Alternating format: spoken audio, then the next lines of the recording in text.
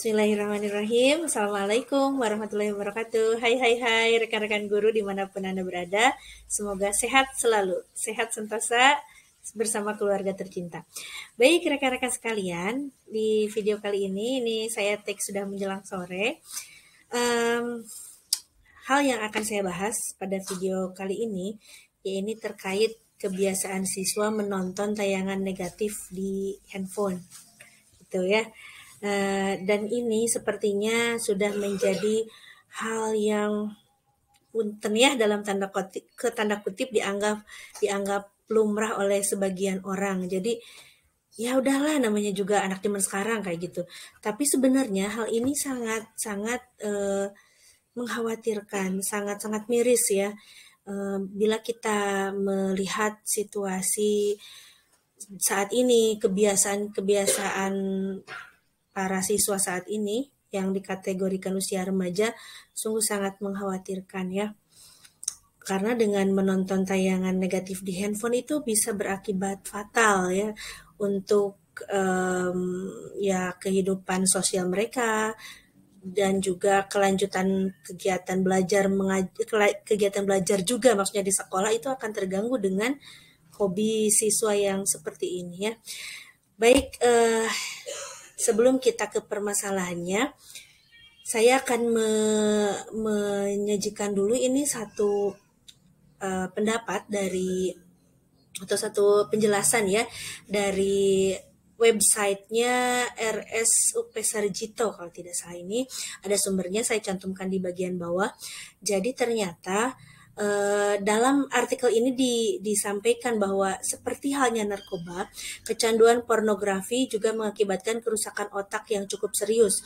Pornografi bukan hanya merusak otak dewasa, tetapi juga otak anak. Kerusakan otak tersebut sama dengan kerusakan otak pada orang yang mengalami kecelakaan mobil dengan kecepatan sangat tinggi. Kerusakan otak yang diserang oleh pornografi adalah prefrontal cortex. Bagi manusia, bagian otak ini merupakan salah satu bagian yang paling penting karena bagian otak ini hanya dimiliki oleh manusia, sehingga manusia memiliki etika bila dibandingkan binatang.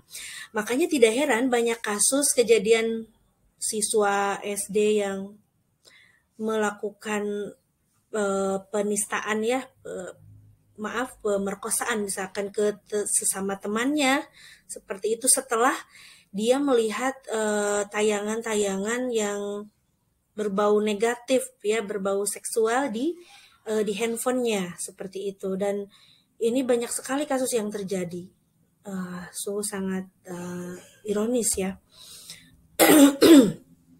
Nah, di sekolah saya juga ini di SMK Muhammadiyah Banjar tidak bisa menutup mata ya. Ada bahwa fenomena ini juga memang terjadi gitu, bukan hanya siswa pria loh, siswa laki-laki maksudnya. Siswa perempuan pun beberapa ada yang sering mengakses tayangan-tayangan atau bacaan-bacaan yang berbau seksual seperti ini ya, berbau negatif, pornografi gitu, ataupun porno aksi. Dan hal ini sudah menjadi kecanduan dan dibuktikannya itu ketika adanya kegiatan razia itu ternyata di beberapa handphone siswa disimpan sejumlah video ataupun mungkin ya bukan mungkin ya atau gambar-gambar yang berbau pornografi atau porno aksi itu. Beberapa gitu diantaranya itu ya memang kita lihat saja dari historinya kan, histori misalkan di YouTube gitu ya, apa yang sering mereka cari itu akan muncul kan di sana itu. Dan itu sudah jelas mereka tidak bisa mengelak lagi. Ada yang menyampaikan, Buddha itu bukan saya Pak, itu HP-nya bukan hanya saya sendiri, bukan dipakai saya, kadang dipakai kakak, kadang dipakai adik. Oke, bisa juga memang seperti itu. Tapi kan kalau udah disimpan ya, kalau disimpan berarti memang ada something wrong dong. Kenapa kalau dia nggak mau lihat yang seperti itu, kenapa nggak dihapus malah disimpan? Nah itu kan jelas itu tidak bisa mengelak lagi. Dan itu dalam satu kelas itu ada aja yang kedapatan ditemukan ketika razia itu ya, siswa yang menyimpan atau ketahuan mengakses video-video seperti itu gitu ya. Dan akar masalahnya apa sih ya? Ya memang ini masalahnya seperti benang kusut ya sulit sekali diuraikan karena memang situasinya sekarang HP ini sudah membuat dunia seolah dalam genggaman gitu. Tidak ada lagi penghalang seolah-olahnya. Dia atau seorang anak itu mau mengakses apapun itu bisa dengan mudah hanya dengan mengetikkan klik itu bisa masuk ke aplikasi atau ke alamat website apapun dia bisa mengakses video, bisa mengakses teks apapun yang dia mau gitu. Selama memang ada kuota sinyal ya semuanya bisa gitu. Itu. Dan sekarang kehidupan sosial anak itu memang teralihkan ke asiknya menggunakan handphone karena ya dia mau kalau zaman dulu gini ya, kalau zaman zaman dulu seorang anak itu kan ketika pulang sekolah misalkan main sama anak-anak lainnya sama teman-temannya karena memang teman-temannya juga ngajak main kelereng lah, main layangan lah apa gitu. Sekarang mau ngajak main gimana? Teman-temannya juga sama-sama sibuk main game atau mungkin sama-sama asik nonton apa di HP-nya, TikTok-kan lah dan sebagainya yang memang akhirnya mereka itu rasa sosialnya itu kurang sekali gitu. Jadi mereka itu seperti hidup di dunianya sendiri gitu ya. Itulah fenomena yang sekarang terjadi kalau nggak salah istilahnya itu fubbing ya. Jadi seolah-olah fenomena ini melihat bahwa orang lain itu nggak terlalu penting gitu. Yang penting itu dunia yang ada di genggaman dia di HP-nya. Kalau di luar itu kurang asik seolah-olah kan seperti itu ya. Nah, hal akar masalah yang ketiganya itu adalah rasa penasaran yang tinggi di dalam jiwa muda. Ya, siswa tingkat SMK ini kan jelas masih kategori remaja yang memang rasa keingintahuan terhadap sesuatu itu sangat tinggi gitu. Kalau misalkan dia yang tadinya biasa aja, misalkan tidak terlalu penasaran, tapi ketika misalkan ada temennya, kamu kampungan gini aja nggak tahu, udah deh itu udah terstimulus untuk mencoba ngecek-ngecek dan akhirnya bisa sampai kecanduan seperti itu. Itu yang berikutnya itu kurangnya atau bahkan tidak adanya sama sekali pengawasan dari orang tua siswa. Ketika ada siswa yang bermasalah nih dipanggil sama gurunya itu orang tuanya atau di home visit ke rumahnya, itu seringkali siswa itu memang bebas di rumahnya. Jadi orang tuanya itu tidak menerapkan aturan yang ketat, tidak pernah mengecek apa yang dibuka oleh anaknya gitu di handphonenya itu. Karena memang untuk sebagian orang tua itu ada yang memang sibuk dan ada yang memang bukan kurang lagi emang nggak bisa pakai HP Android jadi dia nggak tahu apalagi kan HP-nya pasti dikunci tuh sama anaknya makanya kalau misal kebanyakan ya kalau misalkan HP memang udah dikunci seperti itu kemungkinan besar ya memang apa ya orang tuanya nggak tahu ya jelas dia memang bisa bebas dong si anaknya mau ngakses apapun di handphonenya gitu tanpa bisa diganggu oleh siapapun. Oke, seperti itu keadaannya dan memang ini harus muncul kesadaran bersama di antara orang tuanya ini kalau misalkan dibiarkan hal ini akan tambah parah terjadinya ya. Oke, nah upaya penanganan masalah yang bisa dilakukan ini yang sudah dilakukan oleh pihak sekolah salah satunya ini bukan salah satu sih ya mohon maaf beberapa yang sudah dilakukan. Pertama itu ya tadi diawali dengan razia handphone untuk periode tertentu karena memang hal ini perlu dilakukan untuk memeriksa memantau penggunaan handphone itu sendiri buat anak apa yang mereka searching apa yang mereka akses itu sekolah ya harus ikut bertanggung jawab karena ya bagaimanapun orang tuanya siswa di sekolah kan guru ya seperti itu. Itu tanggung jawab moral kita bersama intinya. Kemudian jelas ya senantiasa memberikan pengarahan untuk menggunakan handphone dalam hal yang positif. Jadi ketika pembelajaran guru selalu menyisipkan pesan-pesan positif bagaimana kita harus bijaksana dalam menggunakan handphone itu sendiri. Seperti itu ya.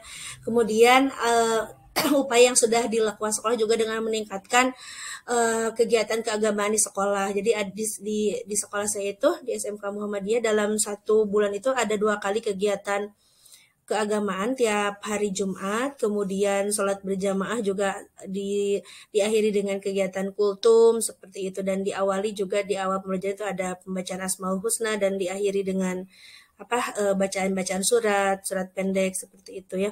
Dan memang selalu dianjurkan oleh kepala sekolah juga bahwa guru-guru itu harus selalu menyisipkan pesan-pesan pesan-pesan moral diantaranya supaya ya tadi harus bijak menggunakan handphone karena bahayanya itu akan sangat fatal bila seorang siswa itu mengakses hal-hal negatif apalagi yang berbau pornografi seperti itu gitu ya. Dan selanjutnya aktivitas ekstrakurikuler juga ditingkatkan supaya memang bisa sedikit mengalihkan apa ya kebiasaan anak untuk terus menerus berinteraksi dengan handphone saja seperti itu ya supaya ada aktivitas gerak, ada aktivitas bersosialisasi dengan teman-temannya juga seperti itu ya. Kemudian pelibatan orang tua wali di sini juga kami usahakan ya karena memang tidak bisa sekolah juga memantau sepenuhnya karena waktu yang lama juga bersama keluarganya ya. Dan ini orang tua itu sering kali ketika rapat orang tua disampaikan bahwa orang tua itu harus bisa memantau penggunaan HP siswa, harus bisa menggunakan HP Android karena ya harus bisa mengawasi siswa-siswi itu anak-anak mereka itu di rumah harus terkontrol betul-betul apa yang mereka akses seperti itu ya. Kemudian penggunaan HP juga disarankan untuk dibatasi, jadi jangan sampai seenaknya saja mereka pakai seperti itu dan jangan juga segan untuk melaporkan apabila orang tua itu mungkin sudah kesulitan untuk menangani siswa tersebut gitu ya. Kemudian ini juga meminta bantuan ke lingkungan sekitar untuk sama-sama care apabila memang ada siswanya mungkin bertindak maaf ya seperti asusila ataupun mungkin hal-hal lain yang memang berbau negatif ya jangan sampai dibiarkan gitu. Jadi sekolah juga berkomunikasi dengan lingkungan sekitar RT RW atau mungkin ya penduduk-penduduk di sekitar lingkungan sekolah. Dan ini memang yang jelas upaya penanganan masalah ini tidak akan bisa sepenuhnya selesai apabila individu siswanya itu tidak mau ada upaya untuk mengubah ke dirinya yang lebih baik gitu ya, ada upaya untuk mengubah kebiasaan negatifnya. Ya memang diarahkan siswa-siswi itu untuk satu ya lebih mengaktifkan diri dalam kegiatan-kegiatan positif, ekstrakurikuler atau apapun lah yang memang hal-hal yang bisa bernilai manfaat untuk mereka. Kemudian meningkatkan aktivitas keagamaannya seperti itu di sekolah sudah coba dibudayakan dengan beberapa kegiatan yang mendorong mereka untuk tetap aktif dalam kegiatan keagamaan, tercerahkan selalu gitulah. Jadi tersirami lagi batinnya supaya tidak jauh dari aturan-aturan agama gitu ya. Kemudian kami juga sering menyarankan pada siswa-siswi itu untuk bergaul dengan teman-teman yang atau circle yang memang bisa memberikan pengaruh yang positif buat mereka gitu ya. Oke, seperti itu yang sudah kami upayakan. Nah, hasilnya untuk khusus permasalahan ini ya alhamdulillah aktivitas keagamaan serta ekskul siswa itu sudah lebih baik, sudah lebih meningkat gitu ya. Tapi untuk pengawasan konten yang mereka lihat kita tidak bisa memastikan sepenuhnya. Jadi kita hanya bisa mengupayakan bisa mengupayakan semaksimal mungkin untuk memunculkan kesadaran diri mereka bahwa hal yang baik itu ini, hal yang buruk itu ini gitu ya. Dan selebihnya hanya bisa berdoa gitu karena memang tidak bisa kita memantau terus-menerus apa yang mereka lakukan selain diri mereka sendiri yang bisa mengontrolnya. CCTV-nya itu nggak bisa ikut terus dengan mereka, hanya Allah ya yang bisa tahu, bisa mengontrol. Yang jelas kita sudah berupaya semaksimal mungkin dan jangan sampai berputus asa para rekan guru dimanapun apapun misalkan nanti kondisi siswanya itu sendiri setelah kita treatment, yang penting kita sudah mengusahakan yang terbaik, sudah memaksimalkan upaya kita untuk mengingatkan mereka, untuk mendorong mereka ke arah yang positif seperti itu ya karena memang usaha ini tidak bisa kita lakukan seorang diri, harus bersama-sama. Ya, terima kasih video kali ini dicukupkan sekian, ditutup dengan sebuah kutipan dari ayat kitab suci Al-Quran Ar-Ra'd ayat ke-11 yang artinya itu bahwa Allah Subhanahu wa taala tidak akan mengubah keadaan suatu kaum sampai mereka mengubah keadaan mereka sendiri gitu ya. Hasil akhir itu bukan hak kita, itu hak prerogatif Allah dengan usaha kita. Ya mudah-mudahan dengan usaha kita yang maksimal untuk menggiring para siswa-siswi kita ke arah kebaikan, mudah-mudahan menjadi amal baik buat kita semua. Ya, baik demikian video kita atau diskusi kita kali ini. Mudah-mudahan bermanfaat. Mohon maaf ya apabila ada hal-hal yang kurang berkenan atau hal-hal yang terlalu berlebihan misalkan. Semoga semuanya bisa menjadi lebih baik ke depannya. Terima kasih sekali lagi. Assalamualaikum warahmatullahi wabarakatuh.